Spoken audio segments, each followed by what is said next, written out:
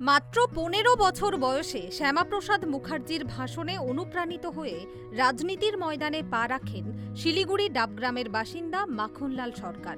সেই সময় থেকেই আদর্শকেই জীবনের মূল মন্ত্র হিসেবে বেছে নিয়েছিলেন তিনি। সংসারে ছিল চরম অভাব অনটন, ২ ছেলে ও ১ মেয়েকে নিয়ে বহু কষ্টের মধ্যেই চলেছে জীবনযুদ্ধ। পেশাগতভাবে বড় কিছু না করলেও নিজের সামান্য জমির ফসলের ওপর নির্ভর করেই সংসার চালিয়েছেন মাখনবাবু। কিন্তু আর্থিক কষ্ট কখনো তার রাজনৈতিক আদর্শ বা সংগঠনের প্রতি দায়বদ্ধতাকে দুর্বল করতে পারেনি। ভারতীয় জনতা পার্টির সংগঠনকে শক্তিশালী করতে নিজের জীবনের বড় একটা সময় উৎসর্গ করেছেন তিনি। ১৯৮৪ সালে বিজেপির দার্জিলিং জেলা সম্পাদক হিসেবে দায়িত্ব সামলান মাখনলাল সরকার।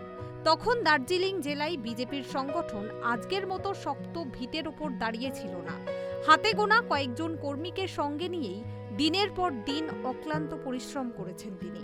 রাজনৈতিক প্রতিকূলতা, বিরোধীদের রক্তচক্ষু, হুমকি কিংবা নানা বাধা, কোনো কিছুই তাকে দলীয় কাজ থেকে সরাতে পারেনি। মানে সারা জীবন বুকের ভিতরে একটা আনন্দের ঝড় থাকবে।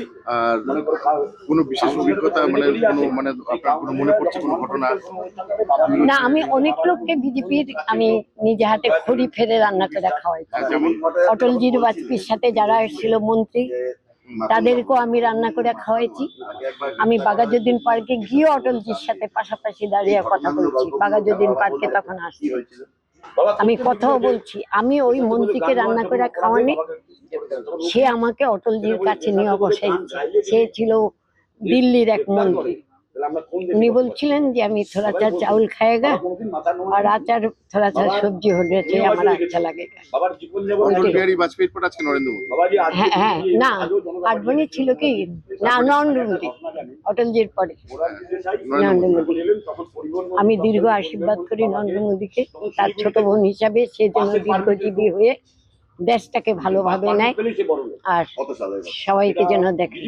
দীর্ঘ কয়েক দশক ধরে নিঃস্বার্থভাবে দলের জন্য কাজ করে যাওয়া সেই প্রবীণ কর্মীর প্রতি এবার বিশেষ সম্মান জানানো হয়েছে।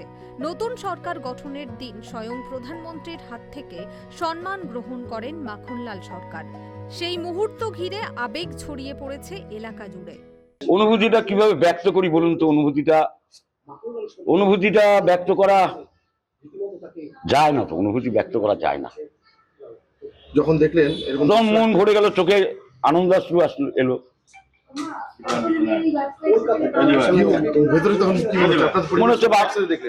না, আমি পরিবারের সঙ্গে আমি দেখিনি, আমি ক্লাবে দেখছিলাম। আমার এক বন্ধু ফোন করলেন, বললেন কাকুকে মনে হচ্ছে। আমার টিভি খুললাম, তারপরে দেখলাম। আর তারপরে ওনার সাথে তোর কথা বলার সুযোগ হয়নি? না, বাবার সঙ্গে এখন কথা বলাই যাবে না। এত বছর পর দীর্ঘ রাজনীতি করেছেন উনি, সময় কি আপনাদের কি দেখেছেন বা জানেন কতটা? বাবার সততা, বাবার নিষ্ঠা নিয়ে যে মতাদর্শকে বাবা পছন্দ করেন, সেই মতাদর্শের প্রতি মানে 100% আনুগত্য। দলের প্রতি তার নিষ্ঠা ও আত্মত্যাগকে কুর্নিশ জানাতে সম্প্রতি তার বাড়িতে গিয়ে খোঁজখবরও নেন শ্রমিক ভট্টাচার্য। একজন নিবেদিত প্রাণ কর্মীর এই স্বীকৃতি বিজেপির কর্মীদের কাছেও বিশেষ তাৎপর্যপূর্ণ বলে মনে করা হচ্ছে। শিলিগুড়ি থেকে অংশুমান চক্রবর্তীর রিপোর্ট, কেটিভি বাংলা।